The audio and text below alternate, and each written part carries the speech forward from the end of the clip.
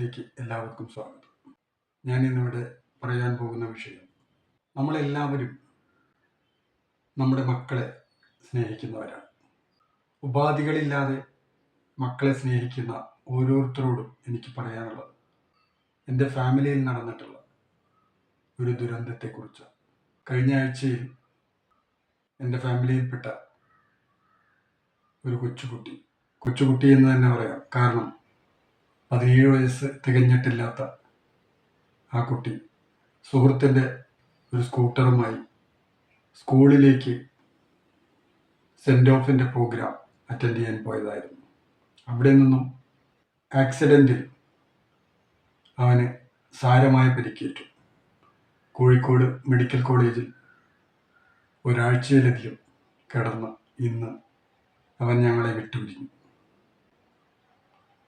നാം മനസ്സിലാക്കേണ്ടത്, ഇവിടെ ഒരുപക്ഷെ ഞങ്ങളുടെയൊക്കെ അശ്രദ്ധ കൊണ്ടായിരിക്കാം അവനൊരു പക്ഷേ ഇങ്ങനൊരു അപകടം ഉണ്ടായത്. നമ്മുടെ മക്കളെ സ്നേഹിക്കാൻ വേണ്ടി, അവരുടെ സന്തോഷത്തിന് വേണ്ടി അവരുടെ കൈകളിലേക്ക് വാഹനങ്ങളുടെ ചാവി എടുത്ത് നൽകുമ്പോൾ നമ്മൾ ഓർക്കുക, നമ്മുടെ തന്നെ സന്തോഷത്തിൻ്റെ മേലേക്ക് മണ്ണ് വാരിയിടാനുള്ള താക്കോലാണ് നമ്മൾ നൽകുന്നത് എന്നുള്ളത്. ഞാൻ ഈ ഇരിക്കുന്നത് ആ കുട്ടിയുടെ കബറടക്കം കഴിഞ്ഞു വന്നിട്ടാണ്.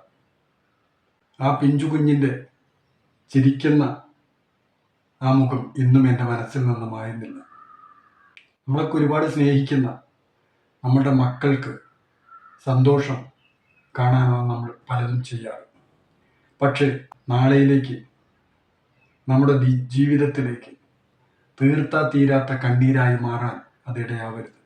പ്രായപൂർത്തി എത്താത്ത കുട്ടികളുടെ കയ്യിൽ വാഹനങ്ങൾ നൽകുമ്പോൾ നമ്മളൊന്ന് ശ്രദ്ധിക്കുക. പിന്നീട് എനിക്ക് പറയാനുള്ളത് നമ്മുടെ പൊന്നാര മക്കളോടാണ്.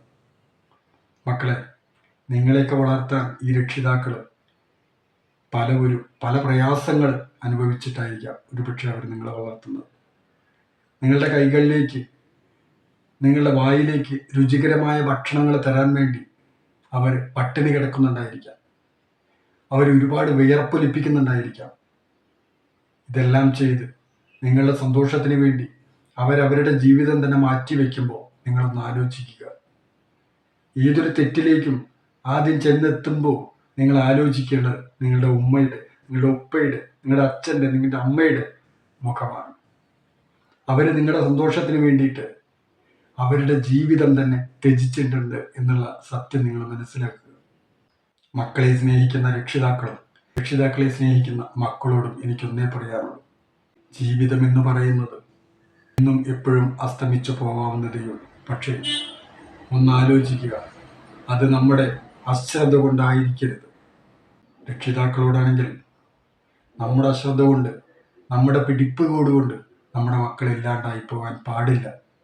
നാം നമ്മുടെ മക്കളുടെ വാശിക്ക് മുന്നിൽ കീഴടങ്ങി അവരുടെ കൈകളിലേക്ക് വാഹനങ്ങളുടെ ചാവികൾ വെച്ചു കൊടുക്കുമ്പോൾ നാം ഒന്നാലോചിക്കണം, നമ്മുടെ മക്കളെ സ്വതന്ത്രപൂർവം അഴിച്ചു വിടുന്നത് അവരുടെ സന്തോഷം കാണാൻ വേണ്ടിയിട്ടാണെങ്കിൽ നാളേക്ക് നമ്മളുടെ ജീവിതത്തിലേക്ക് തീരാത്ത സങ്കടമായി നമ്മുടെ മക്കൾ മാറാതിരിക്കണമെങ്കിൽ നമ്മൾ നമ്മുടെ മക്കൾക്ക് കൃത്യമായ ബോധവൽക്കരണം നൽകിയിരിക്കണം.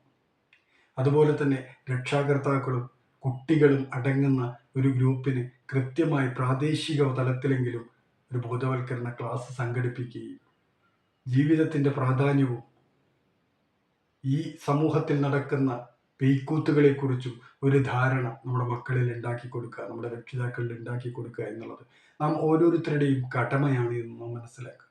ഇന്ന് അതിനുള്ള ബോധവൽക്കരണത്തിലുള്ള ഒരുപാട് സംവിധാനങ്ങൾ നമ്മളുടെ മുമ്പിലുണ്ട്. ഒരുപാട് പേര് അതിന് തയ്യാറായി മുന്നോട്ട് വരുന്നവരുണ്ട്. അവരെയൊക്കെ ഉപയോഗപ്പെടുത്തി നമ്മുടെ വരും തലമുറയെ നമുക്ക് നല്ല ഒരു സമൂഹമാക്കി മാറ്റാൻ, നല്ല കുട്ടികളാക്കി മാറ്റാൻ, നല്ല രക്ഷിതാക്കളായി മാറാൻ നമുക്കെല്ലാം കഴിയട്ടെ എന്ന് മാത്രം ആശംസിക്കുന്നു. Okay, thank you.